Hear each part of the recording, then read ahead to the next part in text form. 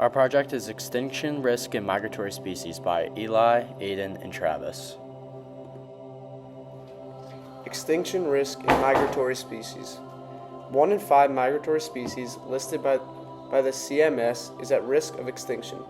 Nearly half of migratory species are experiencing declining population trends. Overexploitation, habitat loss, burning fossil fuels, deforestation, and unsustainable agriculture practices are key causes of extinction risk in migratory species. Human activities are significantly contributing to the high levels of extinction among migratory species. Threats to migratory species. Migratory species are facing immediate threats of extinction due to human activities, climate change, and pollution. Globally, fish species have experienced a 90% decline in abundance since 1970. Over 1,000 animal species listed by the United Nations Convention on the Conservation of Migratory Species of Wild Animals are endangered, with nearly half experiencing declining populations and around 20% facing extinction. Pollution, agricultural expansion, and overfishing are major factors destroying habitats and displaying significant challenges to the survival of migratory species. In our first example of migratory species affected by climate change, we look at the Afro-Siberian red knot. When researchers took population counts of this bird in the 1980s, about 500,000 were recorded. However, recently in 2022, only 100,000 could be counted. Their usual home, which resides in the low-lying Arctic circles, has become hotter, which has made their usual food sources harder to come by because they are struggling to adapt to climate change.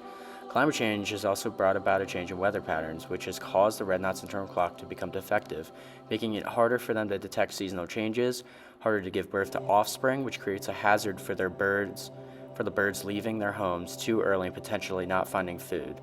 This has led to anatomical changes to the red knot. Less food has contributed to the bird losing size of their bodies and stomachs so that they can make their long migratory journey faster and with less food.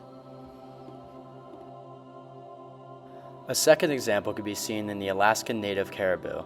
They base their migration off of snowfall and temperature change in Alaska to migrate north to raise their calves. However, with longer, warmer seasons, the caribou, much like the red knot, experience defections in their internal clock. Some make their migrations at the wrong times or even not at all, which has led to a sharp decline of calves born.